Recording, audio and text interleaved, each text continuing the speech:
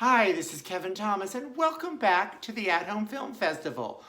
April is winding down, so what that means is I am going to share with you 7 movies that are leaving their streaming channel by the end of April. So this is your last chance to see them for free. A lot of streaming channels, like back here at Netflix, they make sure you know in advance what's leaving so you have an opportunity to watch stuff. I have found 7 movies that I love that you should not miss, so let's check them out now. First, we have on Canopy. Do you have Canopy? If not, why not? It's absolutely free. All you need is a library card. They've got so many great movies. They let you watch several a week for no money, so get Canopy. One movie that I love that's leaving Canopy is Heartbreakers. It's got Sigourney Weaver and Jennifer Love Hewitt as a mother-daughter grifting duo. They have small crimes like breaking glass and putting it in food to get it for free, but their big stuff is they usually have Sigourney seduce and marry a man of wealth, and then Jennifer comes in and has a fling with him, so that, guess what? They could sue him for divorce and get all his money. So this movie focuses on one man in particular. They are doing a grift on Gene Hackman, who's super, super, super annoying. He chain smokes the entire time. Very funny. Ray Liotta's good in this. Everybody is so good in this. In fact, I had to share just a funny scene with the heavy, heavy, heavy smoking Gene Hackman. So let's take a look, okay? A little sleepy, my dear? Oh, no. No, it was another wonderful night. I think that I deserve a big kiss for that big gift. Oh, yes. Ooh, there's a He's no cigarette. getting around that. I'm gonna vomit myself.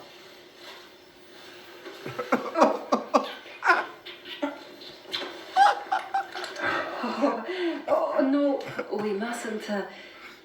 God is everywhere. Yes, he is, isn't he? Nosy bastard. And I'll have Miss Madras get your purse. Oh, Is he that repulsive to you? Uh-oh, she got caught. Bitch got caught. no, it's a Russian expression of happiness. Boy, I am so happy. Save it. I'm on to you. And we also have on Canopy Citizen Ruth with a great performance by Laura Dern, as well as a whole great cast. We got Kelly Preston, who's wonderful, Swoozie Kurtz, and Burt Reynolds is fantastic. And Laura plays a young woman who sniffs glue, smokes weed, does drugs, super irresponsible. She gets pregnant because she probably just fucked everybody in town.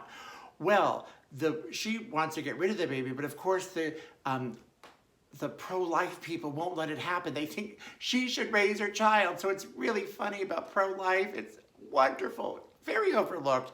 I love this movie, and you should too. The Criterion channel is also saying goodbye to a lot of terrific movies this month. In fact, 3 Rock Hudson Doris Day films are leaving at the end of April. So everybody knows Pillow Talk, but I chose Love or Come Back. This is where Rock plays an ad person, Doris is an ad exec too, and he develops a product that actually doesn't exist called VIP. Everybody wants VIP, they don't know VIP, so Doris is trying to find out all about VIP. At the same time, Rock is just trying to get into her panties. He doesn't get far because this is a 1960s comedy, but still very enjoyable, very refreshing and funny, and sometimes they're nice to watch these old classics, don't you think? Then if we go over to Hulu, we will find yet another terrific underrated film called Ruby Sparks. It stars Paul Dano, who's always so good. He's probably one of our most underrated actors.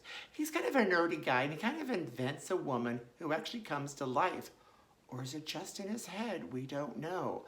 But this would make a great companion piece to Lars and the Real Girl, as well as the movie Her, because it's really a man who's desperate for love and does what he can to find it in the most comedic, funny ways. You probably never saw Ruby Sparks. Who did? Yeah, I don't see any hands out there, so you should now watch it because it's leaving Hulu April 30th. Surrogates is also leaving Hulu at the end of the month, and this is probably one I've talked about before, but it's one of the most underrated sci-fi films I've ever seen, and it's also very topical. It takes place in the future world where we don't even have to do anything but watch life through lenses, where a more attractive version of ourselves is out in the world. Like, look at that.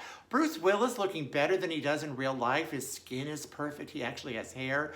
We go through life looking through this lens as we sit at home fat and aging, while the beautiful version of ourselves goes out there and lives life to the max.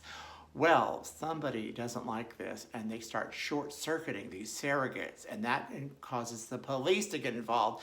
And Bruce is one of the police, yet he's still a police officer with a surrogate. Oh, wow. Very underrated film, really. Go to Hulu right now, well, in 3 minutes when I'm done, and watch this movie. Really, really terrific. I tried to be light because last week was a heavy episode, but HBO has some really good dramas leaving. And one of them is Sleeping with the Enemy, one of Julia Roberts' best films. And it's not where she's a pretty woman or the girl next door, just some pretty thing. It's a drama. She plays a woman who's married to a man who really is rigid. She has to be perfect. The towels have to be perfect. He expects perfection. He wants to come home and be able to just have sex with her like she's a robot. Maybe she should have been surrogates. She can't take that anymore, so she escapes and she starts this brand new life with Kevin Andrews, who's a sweetheart. But obviously, it's a suspense, nail-biting thriller. That stupid ex-husband just tried to track her down. Is he successful? You'll have to watch this movie and find out, but you have only till April 30th. One of my other favorite movies is leaving HBO, Blowout. Yes, I've talked about it before, but this is really Brian De Palma's most underrated films. I have always loved this film. It came out in 1981, and that was one of the best years of movies, where we had Chariots of Fire, Reds, Raiders of the Lost Ark, Arthur. Oh, so many good movies. And yet, I chose Blowout over all of those films as the best movie of the year because I thought it was so suspenseful, where John Travolta played a sound man that here's an accident, or was it a murder? And thrown in here is Nancy Allen, as sort of a dim-witted whore, but well, let's call her a call girl. She's a sweetheart. It's hard to call someone who's nice a whore, but she does get paid to sleep with men. And oh, their story together is so wonderful. And this movie to me is at the height of greatness for Brian De Palma, because I love the story, the acting, the director, the editing. I love the cinematography. I love the music. Oh, why have you not watched Blowout? It's really good. And don't make the mistake to watch Blow Up, which is another good movie from 1966, but the titles are similar. So look for Blow Out. Well, that's our show of the week. Hope you enjoyed it. I certainly did. As we leave, we're doing one of my favorite scenes of Blowout. At the very end, you might want to turn off because it is a spoiler. But this movie, Brian De Palma loves slow motion. I think he capitalized great with it. And this scene is so beautifully photographed. The music is wonderful and exciting. I mean, I get so nervous in this scene. But while we're watching this, come back next week, comment, share, and watch these great movies. Oh my God, let's finish this Blowout scene. Oh my God, it's kind of dark there, but John's running upstairs. Oh my God. He's trying to reach Nancy Allen. She might be the victim of this awful serial killer. He's a savior, right? Get there, John, get there. Get there. Oh, there we go. Let's see. Oh, what's going on? What's going on? No. Does it? Oh. Turn away if you don't want to watch this. Oh. Now you should really stop now if you don't want to watch the ending. Oh no. Look at that. See that music? This is so manipulative. Every time I watch this, look at her. He's late.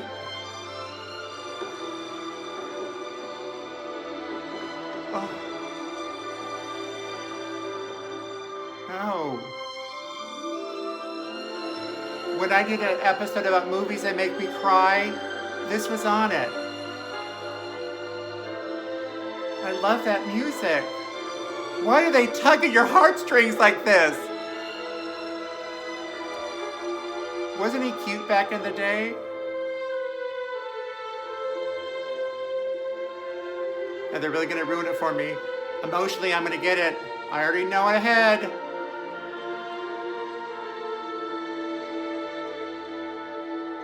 Oh no, here we go. Watch this. Look at that. They juxtapose happiness and excitement with a murder. Oh,